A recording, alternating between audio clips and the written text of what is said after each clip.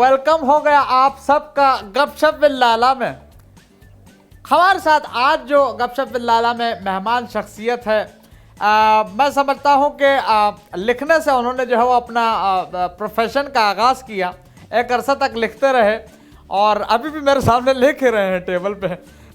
सहाफ़त का एक जाना माना नाम, सब वाकिफ़ हैं, अपना शो करते हैं और मेरे ख्याल से गैर जानिबदारी जो है वो उनके शो में जो है वो आपको नज़र आएगी। हम बैठे हैं किसके साथ, गैस करें? अगर गैस करेंगे आपको एक टॉफी दूंगा। अरे हम बैठे हुए हैं नसरुल्लाह मलिक साहब के साथ। नसरुल्लाह साहब बहुत बहुत शुक्रिया, अस्सलाम वालेकुम। वालेकुम अस्सलाम लाला जी, आपका शुक्रिया, आप लाहौर तशरीफ लाए। नहीं, बहुत शुक्रिया sir, thank you so much for the warm welcome. अच्छा नसरुल्लाह साहब, ये बताइए कि तमाम मामलात हो गए, आपने देखा हालात कोरोना मोरोना की वजह से पेंडेमिक जो आया है वबाई मर्ज, ये आपको भी अटैक किया था, दूसरे लोगों को जैसे किया है, तो आपने कैसे उसमें अब किस तरह निकले बाहर? तो बड़ा सांस वांस का मसला कर देता था ये। कोरोना से बड़े लोग मुतासर हुए, मैं भी उन्हीं में एक, आप समझ लें, लेकिन अल्लाह का शुक्र है बच गया और आज आपके सामने हूँ। यानी कि नींद विन आप पूरी और जूस वूस ले रहे थे? बड़ा मुश्किल टाइम था, सच्ची बात है कि वो 22-23 दिन बेड पे लेटे रहना, फिर मेडिसन, फिर टेम्परेचर, जब वो नीचे नहीं आता, फिर साथ आपकी रिपोर्ट्स डिस्टर्ब हो रही होती हैं, सांस और बिल्कुल इंसान वसवसे भी उसको आते हैं, ख्यालात बस जाने वाला हूँ। हाँ, जाने वाला हूँ। तो अल्लाह ने करम किया, अल्लाह आपको माशाल्लाह सेहतमंद रखे। रसूल साहब, गपशप विद लाला में अब सवालों का सिलसिला मेरे ख्याल से शुरू कर लिया जाए। देखने वाले जो है बेचैन, सवाल तो नहीं सख्त नहीं है, नरम है, अंडे जैसे नरम है उबले में। अच्छा, पहला सवाल आपसे ये करूंगा, ये गुर्बत की बातें करते हैं, कोरोना जाहिर से बातें आया था, मईशत तबाह हो गई, मुल्क जो है वो काफ़ी पीछे चला गया मईशत के हवाले से, लोग गुर्बत की जो है वो लकीर से भी नीचे ज़िंदगी गुजारना शुरू कर दी थी। लेकिन ये 14 अगस्त को तो मैंने देखा, मैं हैरान हो गया, 25 बिलियन की सिर्फ कराची में जो है वो खरीदारी हुई है। ये क्या कहेंगे? लाला जी मसला पता है क्या इस मुल्क में कुछ ऐसे लोग हैं जिनके पास बहुत पैसा है। आप समझें कि ये इशराफिया इस मुल्क में जो आपको राज भी करती है, आपकी हुक्मरान भी बनती है, उनके पास तो बहुत पैसा है। अच्छा, फिर आपके पास दूसरी क्लास है, बहुत गरीब क्लास है। हम 2 क्लासों में अब इस वक्त डिवाइड हो चुके हैं। तकसीम है। अपर क्लास है, बहुत अमीर, जिसके पास बड़ा पैसा है, उसके पास लगाने की जगह नहीं। आपने देखा होगा 14 अगस्त पे इतना पैसा लगाना, ईद पे इतना पैसा लगा देना, तो ये बाज़ाहिर महसूस उस गरीब आदमी को उस दिन होता है कि कितनी गुर्बत है इस मुल्क। सही बात कह रहे हैं, पैसा लगाना जो है वो बहुत बड़ी मसले वाली बात होती है, जिसके बाद बहुत होता है। मैंने तो सुना कि ये कमोड भी बड़े सोने वोने के बनाए हुए हैं लोगों ने। ये दुनिया का वाहिद मुल्क होगा जहाँ ऑन के ऊपर, यानी जो ओरिजिनल अमाउंट है उससे ज्यादा पैसे देके गाड़ियां, जगह टैक्स। आप फिर उसके साथ ये देखें कि यहाँ पे आप गाड़ी की बुकिंग करवाते हैं, आपको 3-3 महीने गाड़ी नहीं मिलती। अभी लेटेस्ट एक ब्रांड लॉन्च हुई है, गाड़ी आई है पाकिस्तान में, स्पोर्ट कार है। हाँ जी, उसकी अवेलेबिलिटी नहीं है, लेकिन लाइन लगी है बुक करवाने वालों की। इसलिए हमारे यहाँ शायद जहाँ लोगों के पास पैसा है उसका फिर उनको एहसास भी नहीं रहता। अगर ये एहसास हो तो जितना प्रॉफिट कमाने में हम लोग हैं, हम समझते हैं कि मैंने अगर 1 करोड़ का बिजनेस किया तो मुझे 50 लाख आने चाहिए। दुनिया में ऐसी रेशो कभी नहीं होती, इसलिए हम मुनाफाखोर कौम हैं, इसलिए हम चाहते हैं कि खून निचोड़ लिया जाए आम आदमी। आए हाय, पता नहीं हम लोग क्यों इस तरह की सोच लेके जो है वो चल रहे होते हैं। वाकई में बहुत एक खलीज है गरीब गुर्बत में और अमीरों में। अच्छा, ये बताएं नसरुल्लाह साहब, ये सहाफ़त जो एक शोबा है, आप इससे वाबस्ता हैं, ये सहाफ़ती तंजीमें जो होती हैं, इनके लीडरान जो होते हैं, ये बड़ा सहाफ़ियों के साथ जो बेचारे मजालिम जिन पे होते हैं, सताए हुए होते हैं, उनके लिए कभी आवाज़ मैंने उठाते हुए इनको देखा नहीं है। हाँ, सेठों के साथ ये नज़र आते हैं। ये बताइए ये कब सेट होंगे ये मामलात और कब ये मजलूम सहाफ़ियों की आवाज़ उठाएंगे? ये भी वही सलूक करते हैं जो सियासतदान और हुक्मरान अवाम के साथ करते हैं। अब तो फिर इनमें और उनमें फ़र्क नहीं रहा। फ़र्क तो नहीं रहा ना जी। देखिए मसला ये है, हमारे यहाँ बदकिस्मती से पॉलिटिक्स भी इसलिए की जाती है कि ज़ाती मफादात, तंजीमें बनती हैं ज़ाती मफादात के लिए। और अगर आप कोई लीडर्स आपको इसलिए अमर्ज नहीं होते, वो लीडर कि जो सोसाइटी का सोचें, आम आदमी का सोचें, ये अलमिया रहा है और हम लीडर लेस कौम हैं। नहीं, लीडर तो है हमारे पास, लीडर लेस का है। उस लीडर ने बातें बड़ी अच्छी की हैं मेरे ख्याल में। अच्छा, मैं समझ गया, मैं उस तरफ भी आऊँगा। आपने जो नुक्ता उठाया लीडर लेस, ये बहुत ही पॉइंट वाली बात है। नाज़रीन गौर कीजिएगा कि जिस कौम का जो है वो लीडर ना हो तो उसके साथ क्या होता है। बहरहाल हमारे पास तो बहुत से लीडर आए और गए।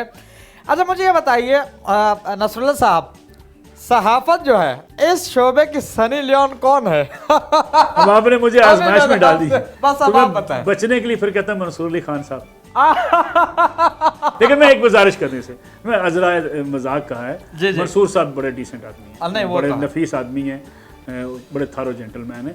लेकिन मैंने कहा किसी खातून का नाम ले दूंगा तो बाकी तूफान खड़ा हाँ, नहीं, कर सब पड़ जाएंगे तो बचने पीछे का बेहतरीन तरीका यही था ना। मंसूर साहब खूबसूरत भी हैं, अच्छे आदमी भी हैं। बहुत अच्छे नसरुल्लाह साहब, बहुत अच्छे जो है वो बॉल को यूं ले जाके उन्होंने ऐसे डी में मारा है, गोल के मजा आ गया है। वाह वाह वाह। अच्छा नसरुल्लाह साहब, आपको अगर याद हो गालिबन 2019 का वाकया है ये, इसराइल का कोई जहाज वहाज का कोई बात हो रही थी कि पाकिस्तान लैंड किया है, ऐसी कोई खबर थी।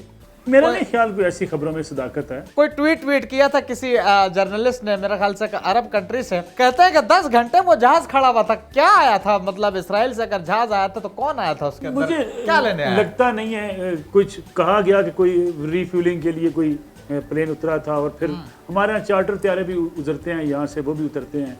कोई ऐसा मेरा नहीं ख्याल कि कोई ऐसा कोई इसराइल के साथ हमारी कोई शुरू होगी। अब मुझे बताइए नाजरीन साहब, नसरुल्लाह साहब ने कहा रिफ्यूलिंग का मामला हो सकता था तभी यहाँ पे आया है। लानत है इसराइल तुम पेट्रोल नहीं भरवा के जो है अपने जहाज में रख सकते, तुम्हें पेट्रोल भरवाने के लिए दूसरे कंट्रीज में जाना पड़ता है। बहरहाल बर्बादी की तरफ इसराइल गामजन है। अच्छा मुझे ये बताइए नसरुल्लाह साहब, अच्छा अगर आप सहाफी ना होते तो क्या होते? मेरे ख्याल में सियासतदान होता। दोनों काम ही एक ही है ना। वाह भाई वाह। अच्छा मेरे दिल की बात सुन ले, अगर आप सहाफी ना होते, मेरे जहन में ये आ रहा था कि आप अगर सहाफी ना होते तो आप रियल स्टेट के कोई बादशाह होते। मुझे लग रहा तब भी फिर आप साफी सियासतदान ही होता ना, क्योंकि रियल स्टेट के बादशाह भी सियासतदान ही है आजकल। अब मैं क्या करूं, कहीं से गुजरने नहीं दे रहे भाई, तो मैं और क्या पूछूं? सही बोल रहे हैं। सहाफत भी उनके हाथ में है और आपको पता सियासत भी उनके हाथ में, यानी कि 5 उंगलियां घी में है और सर कढ़ाई में है। बस ये कि ख्याल रखिएगा कभी कभी तेल बहुत ज्यादा गर्म हो जाता है। अच्छा ये दिस इज समथिंग पर्सनल। पहला इश्क आपको कब हुआ और आखिरी इश्क जो है वो खत्म हुए हुए कितने दिन हुए हैं? बड़ा मुश्किल सवाल है। आप चाहते हैं कि सब मुझसे नाराज हो जाएं? नहीं, बस इशारतन आप हिंट दे दें, खुल के ना बोले। वो किसी ने कहा था खुलता किसी पे क्यों मेरे दिल का मामला। ये तो राज की बातें, राज में ही रहने दें। चले आपकी मर्जी है भाई, अब मैं क्या फोर्स तो नहीं कर सकता, अगले की मर्जी। बंदे का इश्क तो हर वक्त होता रहता है, आपको पता है। मर्द का जो इश्क है वो मेरे ख्याल में सुबह शाम होता है। हाँ बिल्कुल, और लाजवाल इश्क होता है भाई। अच्छा नसरुल्लाह साहब, एक सवाल और जहन में है। आपको अगर जो है वो ऑप्शन दिया जाए कि आपने जो है वो आपके शो में जो है होस्टिंग आपकी जो होगी, आपसे सवाल जवाब जो करेंगी, उनमें से ऑप्शन दिया जाए कि हलीमा सुल्तान, माहिरा खान, या फिर आप ले लें ये अपना क्या नाम है, माया अली, ये बड़ी मशहूर है। इन तीनों में से किसको चूज करेंगे सवालों के लिए? अगर ऑप्शन मजबूरी हो तो फिर हलीमा सुल्तान इंटरनेशनल है ना, लोकल में लड़ाई से निकल जाएंगे कम से कम। वाह वाह वाह वाह भाई, बहुत अच्छा खेले हैं, बहुत अच्छा। और फिर आजकल हर तरफ तुर्की के ड्रामे की रेल पेल है, मैं कहता हूँ इसी बहाने वो भी चीजें चल जाएंगी। तुर्की का ड्रामा बड़ा मशहूर है, और यानी कि हलीमा सुल्तान। अच्छा आप समझते हैं ये जो हुकूमत की पॉलिसी है, हर चीज के लिहाज से जो इनका तर्ज हुकूमत है, ये बेहतरी की तरफ जा रहा है या फिर थोड़ा सा और बर्दाश्त करना पड़ेगा? आवाम को कितना अरसा दरकार है हालात को बेहतर होने में? वैसे हुकूमत की कोई पॉलिसी है? यानी कि पॉलिसी ही नहीं? अरे सर पॉलिसी है हुकूमत की। मेरे ख्याल में बातें करने वाली हुकूमत है, और शायद इनको ये ज़्यादा अंदाज़ा हुआ है कि बातें बनाई जा सकती हैं। इंफोटेनमेंट का एक प्रोग्राम चल रहा है, आप टीवी लगा लेते हैं, शाम को आप सुन लेते हैं, यही है। संजीदगी आपको किसी शोबे में नज़र नहीं आती। अब तसव्वुर करें जिस मुल्क के अंदर, पंजाब में आप बैठे हुए हैं, चीफ मिनिस्टर को एक वजीर के कि मैं गिलास मार दूंगा, या जाओ तुम नैब के पास जाके अपने पैसे पहले केस भुगतो फिर हमसे बात करो। जिस मुल्क में ऐसी खबरें मंजर आम पर आ जाएं कि प्रिंसिपल सेक्रेटरी ने वजीर खारजा को थप्पड़ मार दिया, अब इसमें कितनी सदाकत है, लेकिन ये खबरें तो आपको बाहर निकल रही हैं। और जहाँ ये हो कि वजीर आज़म साहब आज कुछ ऐलान करें, अगले दिन कुछ ऐलान करें। इस लाहौर जिसमें शहर में बैठे हैं, इस बस को जंगला बस कह के आपने पेशावर में जंगला बस बना ली। यानी जब आपकी कोई पॉलिसी नहीं है, जब आपकी सोच सिर्फ इस हद तक है कि आपने किसी को मतून करना है, किसी को गालियाँ देनी हैं, किसी को बुरा भला कहना है और ख़ुद कुछ करके दिखाना नहीं है, तो मेरे ख्याल में ये लोग भुगत रहे हैं। लोगों को अंदाज़ा हो जाएगा। हमारे PTI के दोस्त हमसे नाराज़ होते हैं, लेकिन सच्ची बात तो ये है कि PTI से लोगों को बड़ी मायूसी है। वैसे इस हवाले से बहुत सारे लोग ये भी कहते हैं कि होर चूपो, ये क्या, इसका मतलब क्या होता है होर चूपो? वो आपको पता है, मियाँ वाली में खान साहब मियाँ वाले से बिलोंग करते हैं, तो वहाँ ट्रकों के पीछे अक्सर लिखा होता है होण घेण मजे तब्दीलियां दे, होण घेण मजे तब्दीलियां दे। वाह वाह वाह। यानी कि आप समझते हैं कि मामला इसी तरह चलता रहेगा क्योंकि ना संजीदगी दिखानी पड़ेगी इनको। मेरे ख्याल में ये कहने से काम अब नहीं चलेगा कि माजी की हुकूमत ने ये कर दिया, माजी की हुकूमतों ने खराब कर दिया। तसल्लियां देने से कुछ तसल्लियां देने से काम नहीं चलेगा, इनको खुद कुछ करके दिखाना पड़ेगा। नहीं, वैसे नसरुल्लाह साहब, असद उमर साहब ने कहा है कि हमारी बहुत बड़ी गलती है कि हमने फड्डा लिया है मीडिया से। मेरे ख्याल में इनकी सोच ही बड़ी डिफरेंट थी जब ये हुकूमत में आए थे। आपको याद होगा फवाद चौधरी साहब अगरचे हमारे दोस्त, वो कहते थे एंटरटेनमेंट के टीवी होने चाहिए, यानी पहले दिन ही इनकी सोच ही होगी कि ये न्यूज़ चैनल्स नहीं होने चाहिए। और चूंकि मसला क्या है, लेकिन इसी के कंधे पे तो आए हैं। नहीं, हमारे यहाँ मसला ये है लाला जी कि हुक्मरान ये समझता है कि उसकी हर वक्त तारीफ की जाए। आज देखें ना, अब चैनल्स में बड़े बड़े 30 मार खान किस्म के एंकर क्या कहते हैं, कौम को नवीद हो अगले आने वाले चंद दिन बड़ी खुशहाली के हैं। समझ गए आप। जब आप इस किस्म के सूरत हाल आपसे उससे आपको वास्ता पड़ जाएगा। हुक्मरान चाहता है तारीफ हो बस। वैसे देखा जाए, नौकरियों का कहा गया था, नौकरियां तो मिली नहीं, बल्कि उल्टा लोगों को निकाल दिया गया है, बेघर कर दिया गया है। हाँ, शेल्टर होम दिया है, खाना भी मिल रहा है, ऐसा नहीं है या नौकरी से निकले वहां जाके खाना खा, तो वो ऑलरेडी दादा दरबार यहाँ पे मौजूद था, लोग वहां से खाना खा लेते थे जाके। असल में देखिए, सबसे खूबसूरत बात यह थी कि जी 12 अरब रुपए की रोजाना करप्शन होती है। भाई साहब आप वही रोक लेते, 360 अरब तो ये बन गए 2 साल आपकी हुकूमत, यानी आप अब तक तो पैसे की रेल पेल हो चुकी होती। मेरे ख्याल में बातें करनी ज्यादा आसान होती हैं, काम करके दिखाना मुश्किल काम होता है। सबसे अच्छी हुकूमत कौन सी गुजरी है? अब जाहिर सी बात है, आप गैर जानबदार एंकर हैं, किसी की साइड तो नहीं लेंगे, न्यूट्रल हैं। पीपल्स पार्टी की, नून लीग की, या फिर ये मौजूदा हुकूमत? देखिए, अगर आप कंपैरिजन करें, बहुत से लोगों को बुरा लगेगा, लेकिन पीपल्स पार्टी ने कुछ अच्छे काम किए, सूबाई हकूक़ के हवाले से उन्होंने अच्छे काम किए। जरदारी साहब में बर्दाश्त बड़ी थी, इतनी तनकीद उनके ऊपर हमने की, इतनी तनकीद मीडिया ने की, तो कोई उनकी तरफ से कोई ऐसा गुस्से का इजहार नहीं किया जाता था। मुस्लिम लीग नवाज़ की हुकूमत, बड़े बड़े प्रोजेक्ट्स किए गए, पावर प्रोजेक्ट्स, बिजली के आपने देखा कारखाने लगे, मोटरवेज़ का जाल बिछा। कमज़ोरियाँ कोताहियाँ उसमें बड़ी होंगी, नवाज शरीफ के ऊपर बेशुमार तनकीद की जा सकती है। चौधरी परवेज़ साहब की हुकूमत थी, उन्होंने बड़े अच्छे अच्छे काम किए, 11 22 लेके आए, आपके पास एमरजेंसी सर्विस लेके आए, ये हाईवेज़ के ऊपर पुलिस पोस्टें बनी, कुछ चीज़ें होती रही हैं हर दौर में। जिस लाहौर में बैठे, आपने लाहौर को घूम फिर के देखा होगा, शहबाज शरीफ ने लाहौर को बना दिया, बिल्कुल चेंज कर दिया। अब मसला ये है कि जिनके हाथ में अब हुकूमत है, इनसे हम तो ये कर रहे हैं कि भाई कुछ तुम भी करके चले जाओ। बातें तो तुमने बहुत सुना दी हैं, अब कुछ कर दो ताकि कल लोग ये कह सकें कि ये पीटीआई ने भी किया था। हलीमा सुल्तान की आपने बात की, नसरुल्लाह साहब ये बताएं, हलीमा सुल्तान अगर यहाँ पे कोई करंट अफेयर का शो करने आए, कौन सा चैनल उसको लेगा?